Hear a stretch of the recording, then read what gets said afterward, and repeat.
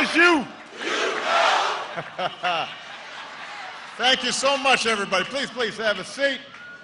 Oh, I feel important now. Got a degree from Howard.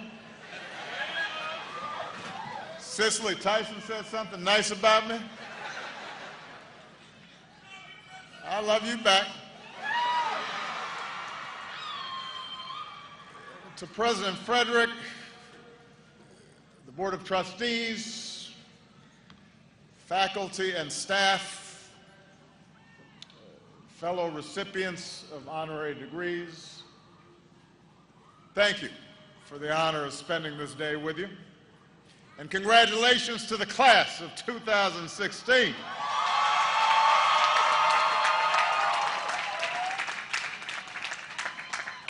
Four years ago, back when you were just freshmen, I understand many of you came by my house the night I was reelected. So I decided to return the favor and come by yours. To the parents, the grandparents, aunts, uncles, brothers, sisters, all the family and friends who stood by this class, cheered them on, helped them get here today. This is your day as well. Let's give them a big round of applause as well.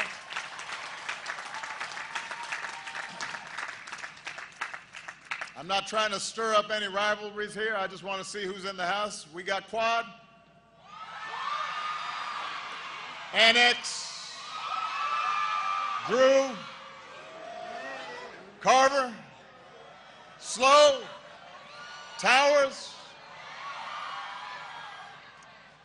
and Meridian. Rest in peace, Meridian. Rest in peace. I know you're all excited today. You might be a little tired as well.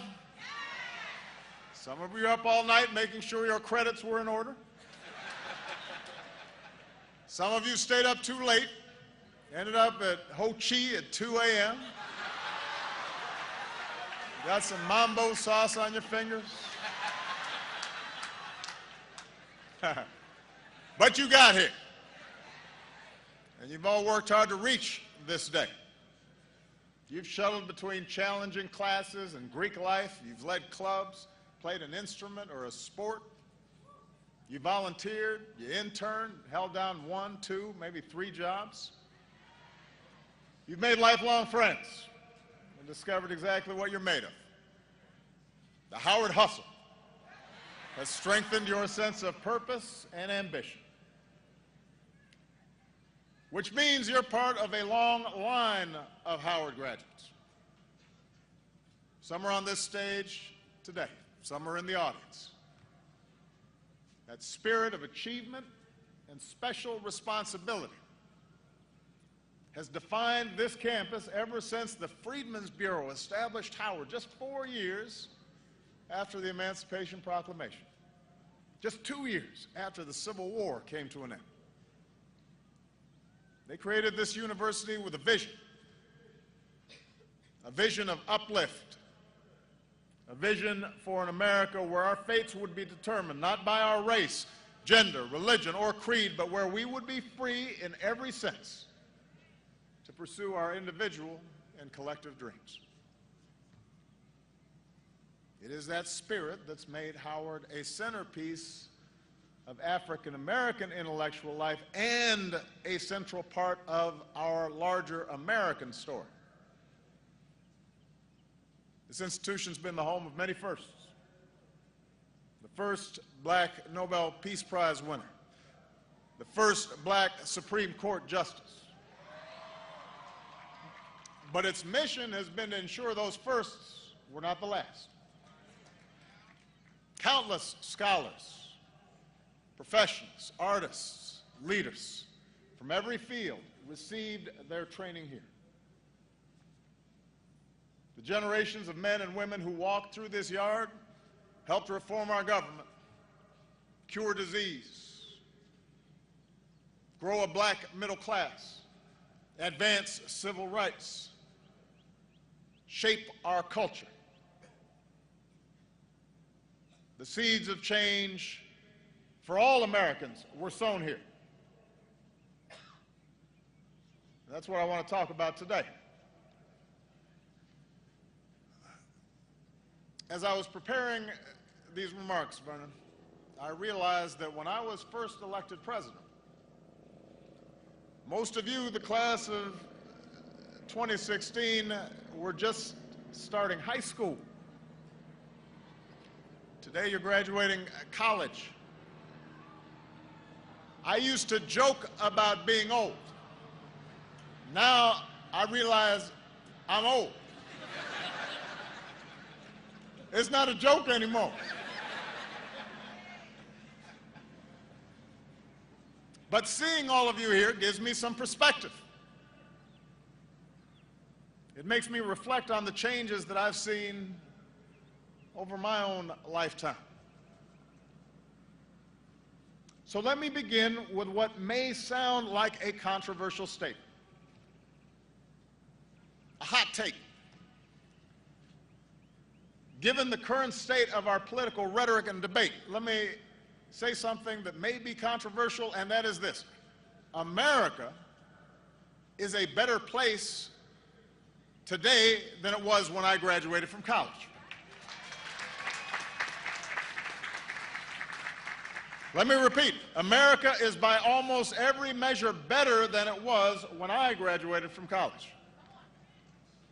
It also happens to be better off than when I took office, but that's a longer story.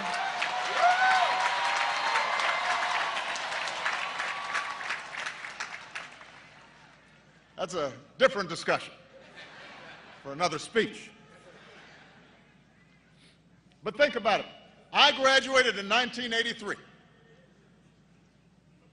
New York City, America's largest city, where I lived at the time, had endured a decade marked by crime and deterioration and near bankruptcy. And many cities were in similar shape. Our nation had gone through years of economic stagnation, the stranglehold of foreign oil, a recession where unemployment nearly scraped 11%. The auto industry was getting its clock cleaned by foreign competition. And don't even get me started on the clothes and the hairstyles. I've tried to eliminate all photos of me from this period. I thought I looked good. I was wrong. Since that year, since the year I graduated, the poverty rate is down. Americans with college degrees, that rate is up. Crime rates are down. America's cities have undergone a renaissance. There are more women in the workforce. They're earning more money. We've cut teen pregnancy in half. We've slashed the African-American dropout rate by almost 60%. And all of you have a computer in your pocket that gives you the world at the touch of a button. In 1983, I was part of fewer than 10% of African Americans who graduated with a bachelor's degree. Today, you're part of more than 20% who will.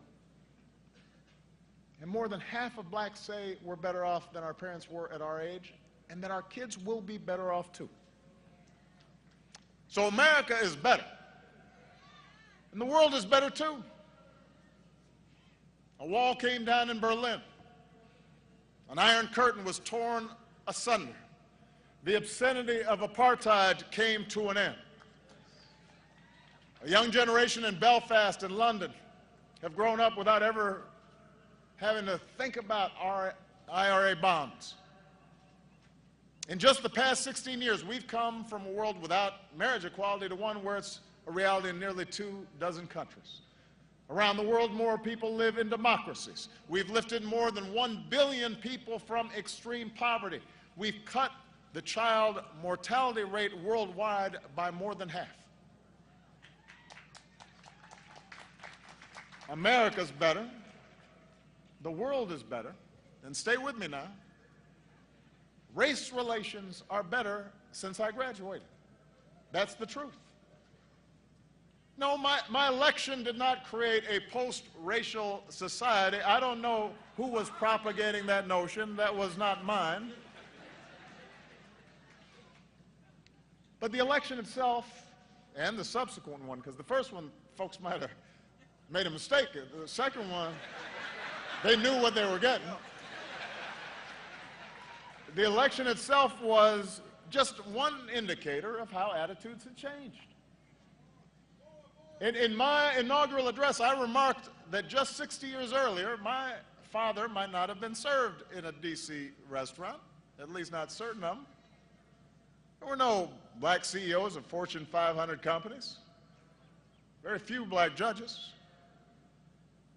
Shoot, as Larry Wilmore pointed out last week, a lot of folks didn't even think blacks had the tools to be a quarterback. Today, former Bull Michael Jordan isn't just the greatest basketball player of all time, he owns the team. When I was graduating, the main black hero on TV was Mr. T.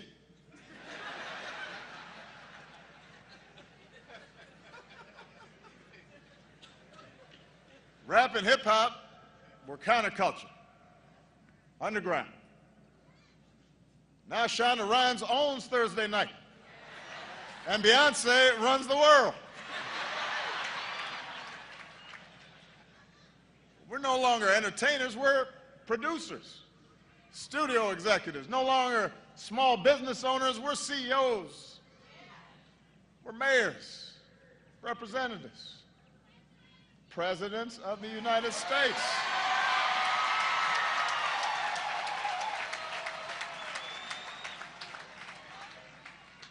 Now,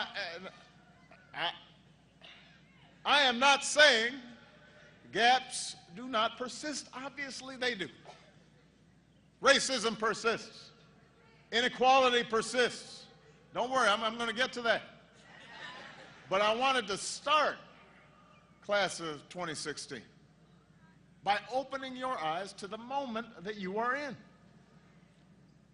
If you had to choose one moment in history in which you could be born, and you didn't know ahead of time who you were going to be, what nationality, what gender, what race, whether you'd be rich or poor, gay or straight, what faith you'd be born into, you wouldn't choose 100 years ago. You wouldn't choose the 50s or the 60s or the 70s. You'd choose right now. If you had to choose a time to be, in the words of Lorraine Hansberry, young, gifted, and black in America, you would choose right now.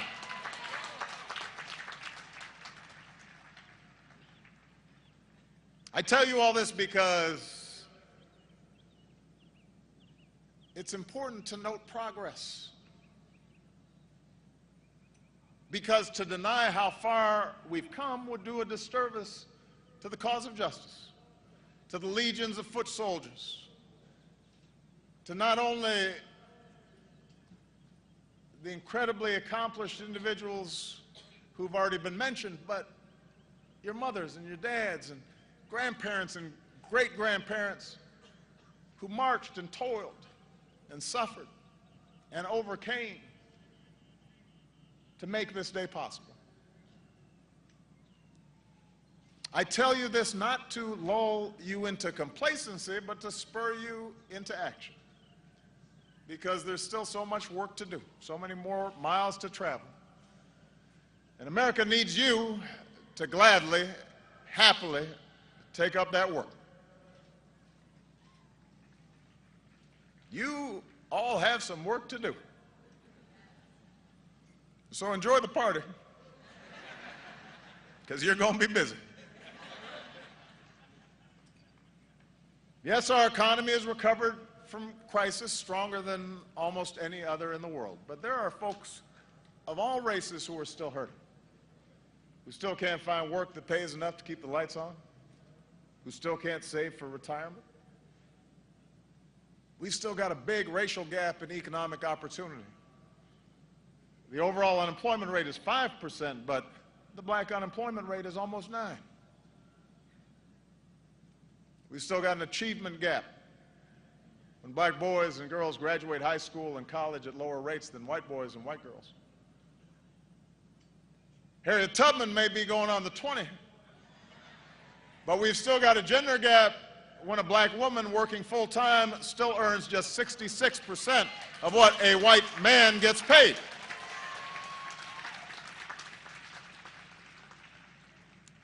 We've got a justice gap when too many black boys and girls pass through a pipeline from underfunded schools to overcrowded jails. This is one area where things have gotten worse. When I was in college, about 500,000 people in America were behind bars. Today, there are about 2.2 million. Black men are about 6 times likelier to be in prison right now than white men. Around the world, we've still got challenges to solve that threaten everybody in the 21st century. Old scourges like disease and conflict, but also new challenges from terrorism and climate change. So make no mistake, class of 2016, you've got plenty of work to do. But as complicated and sometimes intractable as these challenges may seem, the truth is that your generation is better positioned than any before you to meet those challenges, to flip the script. Now, how you do that, how you meet these challenges, how you bring about change, will ultimately be up to you. My generation, like all generations, is too confined by our own experience, too invested in our own biases, too stuck in our ways to provide much of the new thinking that will be required. But us old heads have learned a few things that might be useful in your journey. So with the rest of my time, I'd like to offer some suggestions for how young leaders like you can fulfill your destiny and shape our collective future.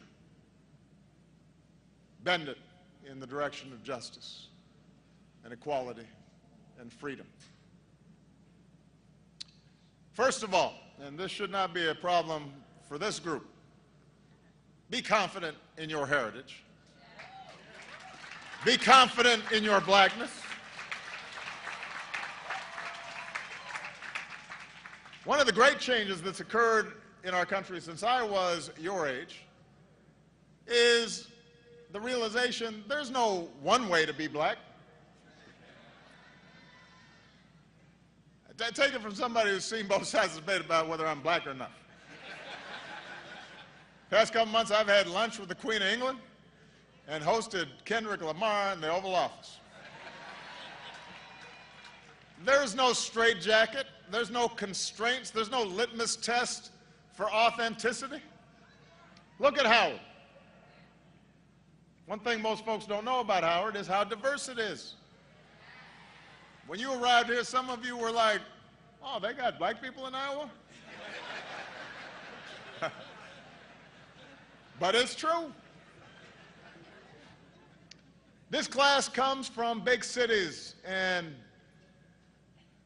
rural communities, and some of you crossed oceans to study here. You shatter stereotypes. Some of you come from a long line of bison. Some of you are the first in your family to graduate from college. You all talk different. You all dress different. You're Lakers fans, Celtics fans, maybe even some hockey fans.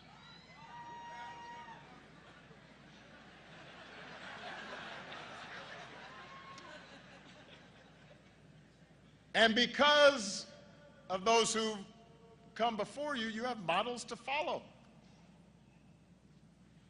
You can work for a company or start your own. You can go into politics or run an organization that holds politicians accountable.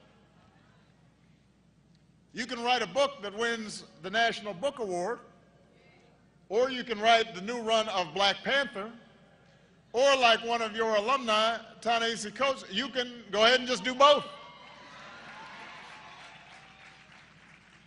You can create your own style, set your own standard of beauty, embrace your own sexuality.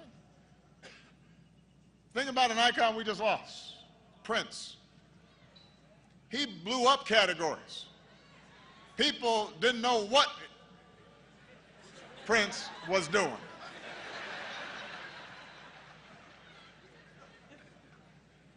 And folks loved him for it. You need to have the same confidence. Or as my daughters tell me all the time, you be you, Daddy. Sometimes Sasha puts a variation on it. You do you, Daddy. And because you're a black person doing whatever it is that you're doing, that makes it a black thing. Feel confident. Second, even as we each embrace our own beautiful, unique, and valid versions of our blackness, remember the tie that does bind us as African Americans.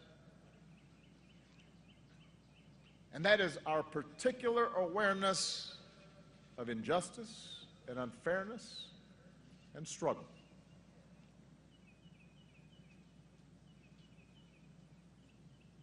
That means we cannot sleepwalk through life. We cannot be ignorant of history. We can't meet the world with a sense of entitlement. We can't walk by a homeless man without asking why a society as wealthy as ours allows that state of affairs to occur.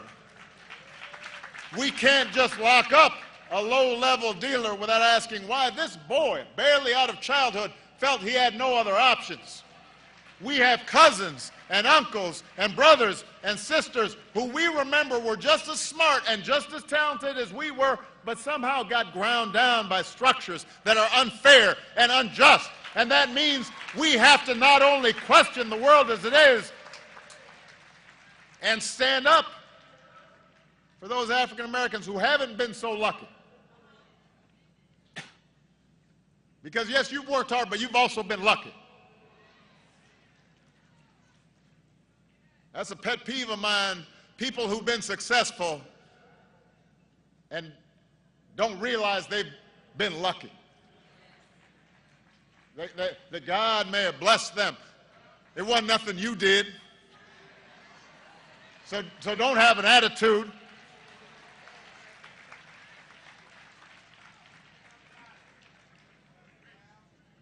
But we must also expand our moral imaginations to understand and empathize with all people who are struggling. Not just black folks who are struggling. The refugee, the immigrant, the rural poor, the transgender person. And yes, the middle-aged white guy who you may think has all the advantages, but over the last several decades has seen his world upended by economic and cultural and technological change and feels powerless to stop it. You got to get in his head too.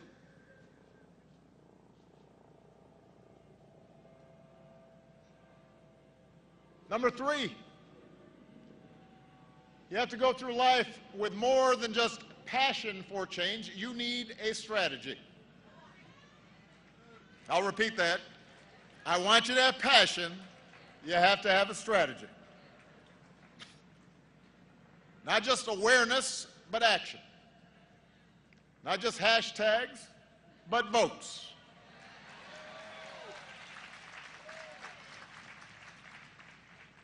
You see, change requires more than righteous anger. It requires a program and it requires organizing. the 1964 Democratic Convention, Fannie Lou Hamer, 5 feet 4 inches tall, gave a fiery speech on the national stage. But then she went back home to Mississippi and organized cotton pickers. And she didn't have the tools and technology where you can whip up a movement in minutes. She had to go door to door. And I'm so proud of the new guard of black civil rights leaders who understand this. It's thanks in large part to the activism of young people like many of you, from Black Twitter to Black Lives Matter, that America's eyes have been opened, white, black, Democrat, Republican, to the real problems, for example, in our criminal justice system. But to bring about structural change, lasting change, awareness is not enough. It requires changes in law, changes in custom. If you care about mass incarceration, let me ask you, how are you pressuring members of Congress to pass the criminal justice reform bill now pending before them? If you care about better policing, do you know who your district attorney is? Do you know who your state's attorney general is? Do you know the difference? Do you know who appoints the police chief and who writes the police training manual?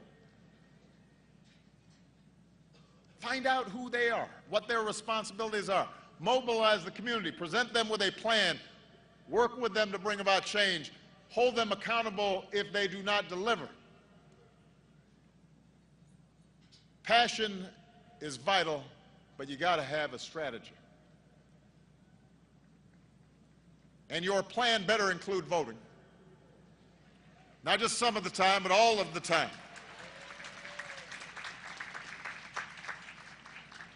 It is absolutely true that 50 years after the Voting Rights Act, there are still too many barriers in this country to vote. There are too many people trying to erect new barriers to voting. This is the only advanced democracy on earth that goes out of its way to make it difficult for people to vote. And there's a reason for that. There's a legacy to that. But let me say this. Even if we dismantled every barrier to voting, that alone would not change the fact that America has some of the lowest voting rates in the free world. In 2014, only 36% of Americans turned out to vote in the midterms. Second lowest participation rate on record. Youth turnout, that would be you, was less than 20%. Less than 20%. 4 out of 5 did not vote. In 2012, nearly 2 in 3 African Americans turned out. And then in 2014, only 2 in 5 turned out. You don't think that made a difference in terms of the Congress I've got to deal with? And then people are wondering, well, how come Obama hadn't gotten this done? How come he didn't get that done? You don't think that made a difference? What would have happened if you had turned out at 50, 60, 70% all across this country? People try to make this political thing really complicated. They're like, well, what kinds of reforms do we need? And how do we need to do that? And what? You know what? Just vote. It's math. If you have more votes than the other guy, you get to do what you want.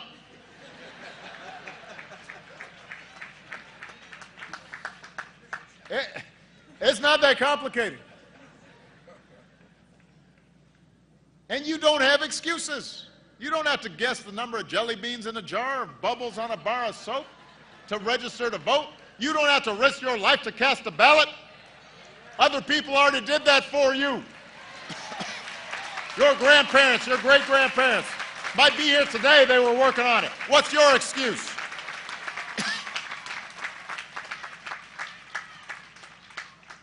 When we don't vote, we give away our power, disenfranchise ourselves, right when we need to use the power that we have.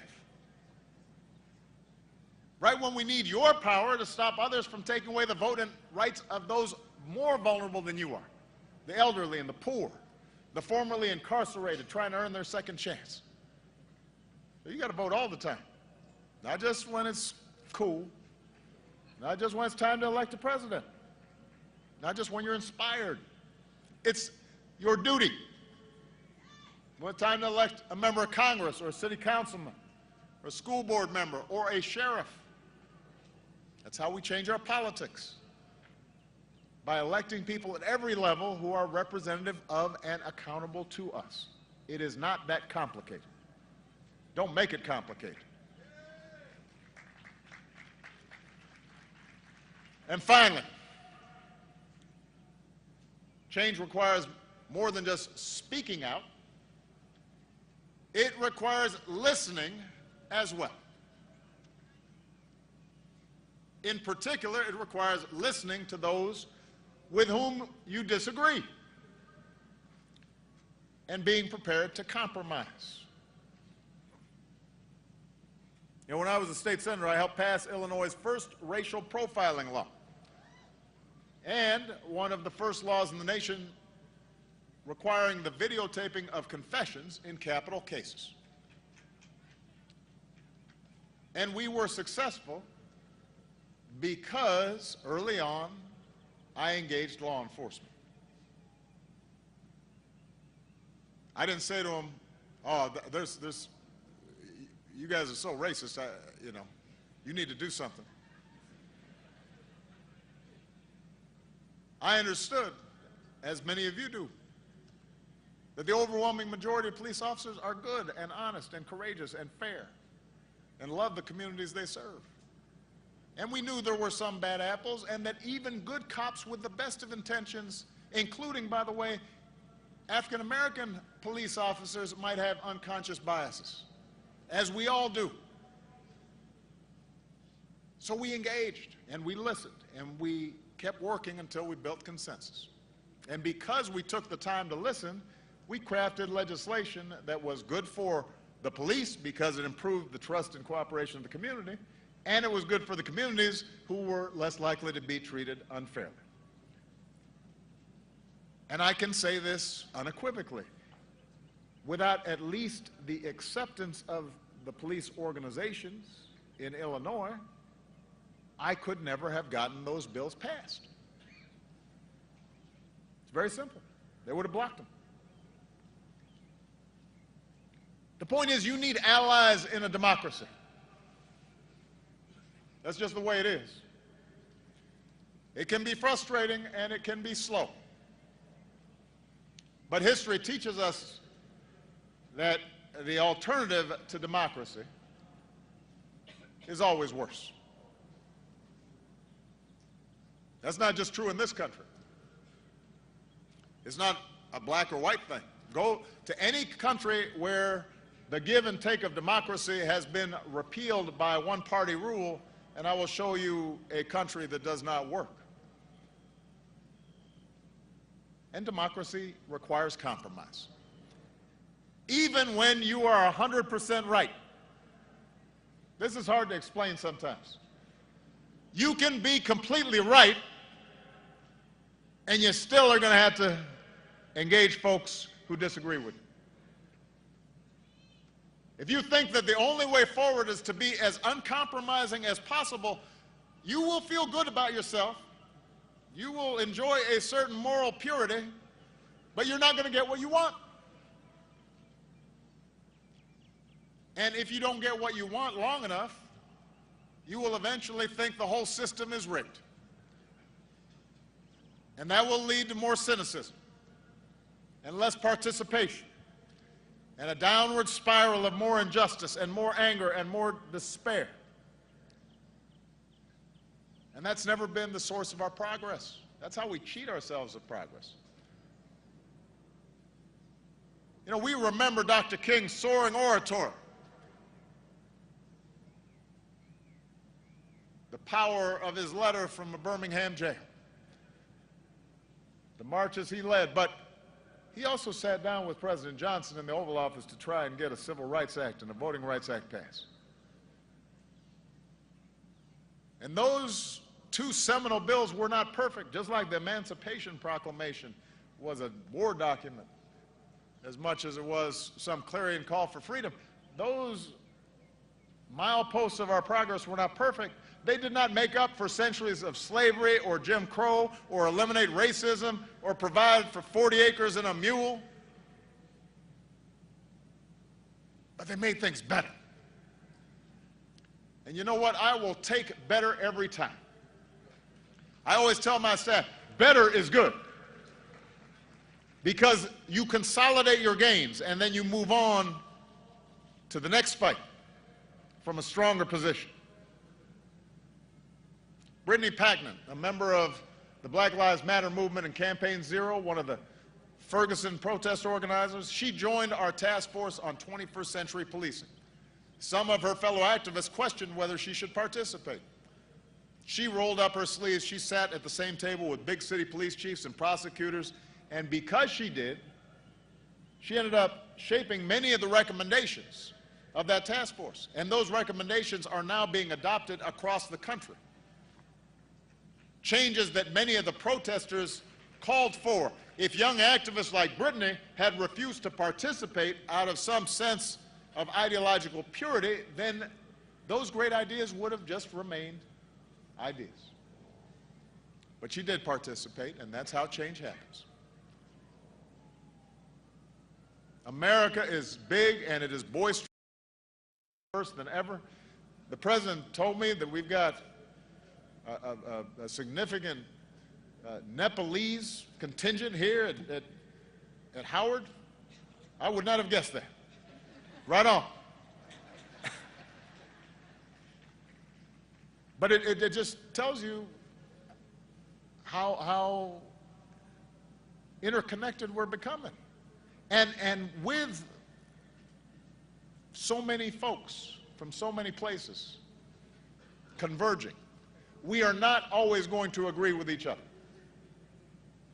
Another Howard alum, Zora Neale Hurston, once said, there's a good quote here, "Nothing that God ever made is the same thing to more than one person." Think about that. That's why our democracy gives us a process designed for us to settle our disputes with argument and ideas and votes instead of violence and simple majority rule. So don't try to shut folks out. Don't try to shut them down, no matter how much you might disagree with them. You know, there's been a trend around the country of trying to get colleges to disinvite speakers with a different point of view or disrupt a politician's rally. Don't do that. No matter how ridiculous or offensive you might find the things that come out of their mouths. Because as my grandmother used to tell me, every time a fool speaks, they are just advertising their own ignorance. Let them talk. Let them talk. If you don't, you just make them a victim. And then they can avoid accountability. That doesn't mean you shouldn't challenge them. Have the confidence to challenge them. Confidence in the rightness of your position. There will be times when you shouldn't compromise your core values, your integrity. And you will have the responsibility to speak up in the face of injustice. But listen, engage. If the other side has a point, learn from them. If they're wrong, rebut them, teach them, beat them on the battlefield of ideas.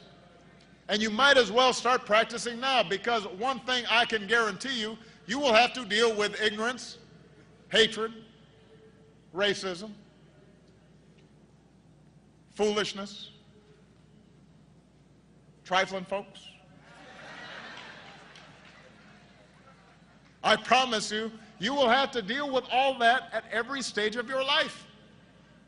That may not seem fair, but life has never been completely fair. Nobody promised you.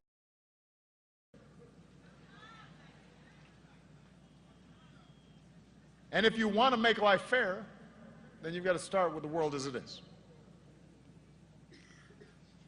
So, that's my advice. That's how you change things.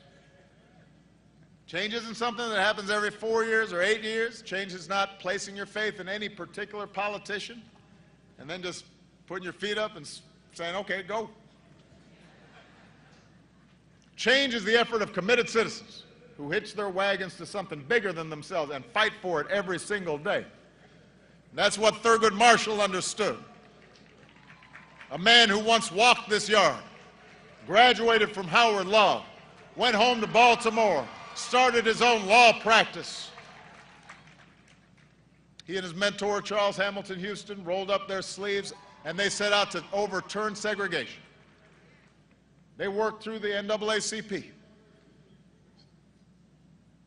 filed dozens of lawsuits, fought dozens of cases.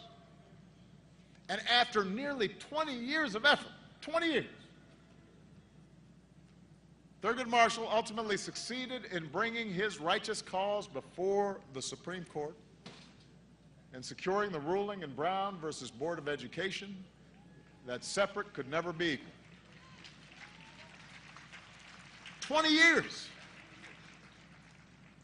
Marshall, Houston, they knew it would not be easy. They knew it would not be quick. They knew all sorts of obstacles would stand in their way. They knew that even if they won, that would just be the beginning of a longer march to equality. But they had discipline. They had persistence. They had faith and a sense of humor. And they made life better for all Americans. And I know you graduates share those qualities. I know it because I've learned about some of the young people graduating here today. There's a young woman named Sierra Jefferson who's graduating with you. And I'm just going to use her as an example. I hope you don't mind Sierra. Sierra grew up in Detroit and was raised by a poor single mom who worked 7 days a week in an auto plant. And for a time, her family found themselves without a place to call home. And they bounced around between friends and family who might take them in. By her senior year, Sierra was up at 5 a.m. every day, juggling homework, extracurricular activities, volunteering, all while taking care of her little sister. But she knew that education was her ticket to a better life. So she never gave up, pushed herself to excel. This daughter of a single mom who works on the assembly line turned down a full scholarship to Harvard to come to Howard.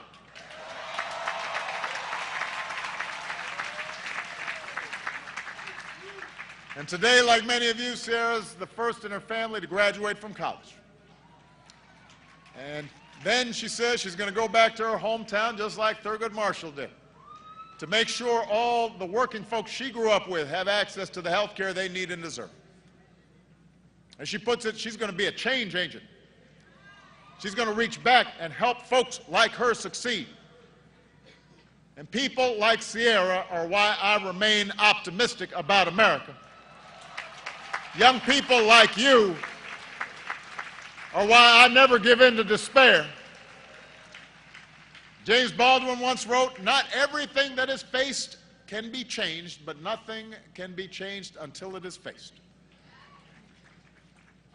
Graduates, each of us is only here because someone else faced down challenges for us.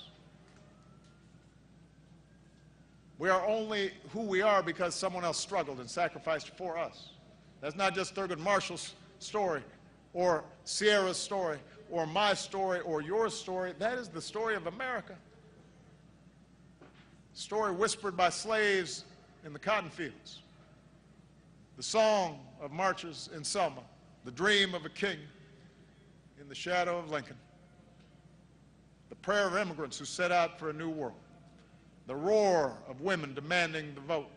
The rallying cry of workers who built America. And the GIs who bled overseas for our freedom. Now it's your turn.